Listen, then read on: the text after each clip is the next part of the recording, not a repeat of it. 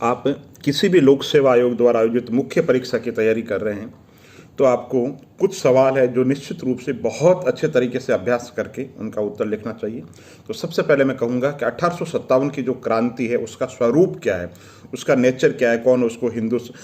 विद्रोह बता रहा, कौन मुस्लिम षड्यंत्र बता रहा, कौन उसको सैनिक विद्रोह बता रहा, कौन इसको स्वतंत्रता संग्राम बता रहा है, फिर उसकी जो नेचर है, साम्यवादी विचारक क्या बताते हैं ना, राष्ट्रवादी क्या बताते हैं, और सबसे बड़ी बात निष्कर्ष रूप से आपको जो कहना है कि ये कैसा विद्रोह था, प्रथम राष्ट्रीय विद्रोह था या नहीं था, उसकी जो प्रकृति है उसको बहुत अच्छे तरीके से लिख करके अभ्यास करो, पहला पॉइंट।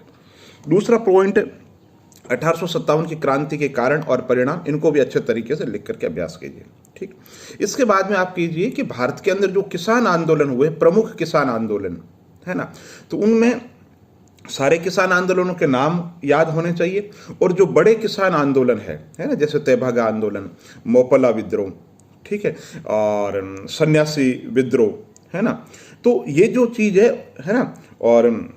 सिद्धू और कानू का किसान आंदोलन, संथाल विद्रोह, तो उनके बारे में 50-50 शब्दों में लिख करके अभ्यास करो, और भारत के प्रमुख किसान आंदोलन है उसको शॉर्ट में एक पेज के अंदर लिख करके तैयार करके रखो। दूसरा सवाल ये।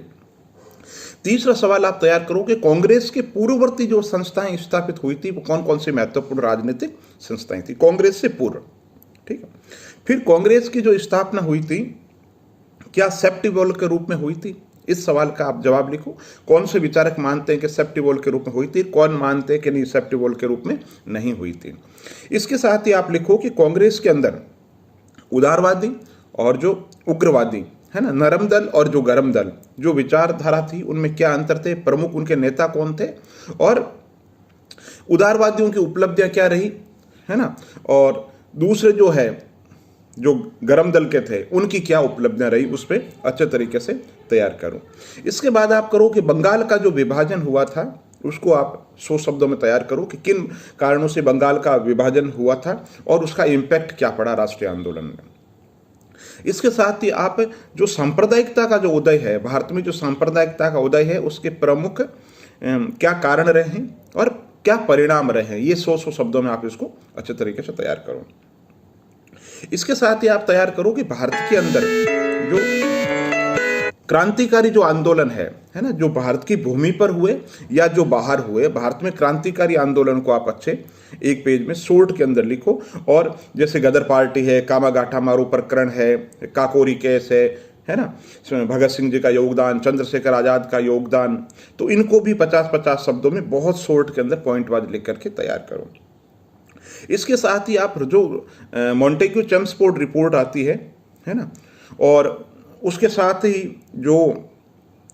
रॉलेट एक्ट जो है ना 1919 के आसपास में, किन परिस्थितियों के अंतर्गत है ना भारत में असहयोग आंदोलन शुरू किया गांधी जी ने, तो सारी परिस्थितियां, रॉलेट एक्ट का आना, जलियांवाला हत्याकांड, ये सारी परिस्थितियों, खिलाफत आंदोलन, इसके रेफरेंस के अंदर आपको तैयार करना है ये सारे पॉइंट है ना। और खिलाफत आंदोलन 50 शब्द में तैयार करना है, जलियांवाला हत्याकांड को 50 शब्दों में अच्छे तरीके से तैयार करो। इसके साथ ही इससे पहले की अगर बात करें तो जो गरम दल और जो नरम दल एक हो गए थे उस पर 50 शब्द में तैयार करो, और है ना होम रूल आंदोलन को भी आप अच्छे तरीके से 100 शब्दों में तैयार करो कि होम रूल लीग जो आंदोलन किया गया था,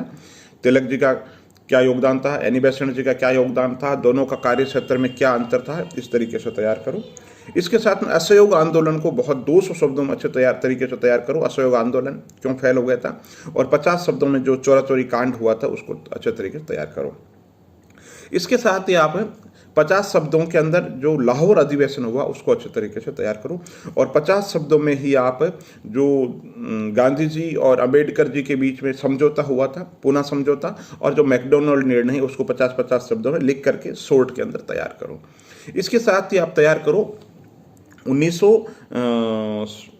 एक तो ये तैयार कर लो कि भाई सविनय अवज्ञा आंदोलन हुआ, उसको अच्छे तरीके से तैयार करो, सविनय अवज्ञा आंदोलन क्या शर्तें थी ये तैयार करो। और इसके साथ ही एक जो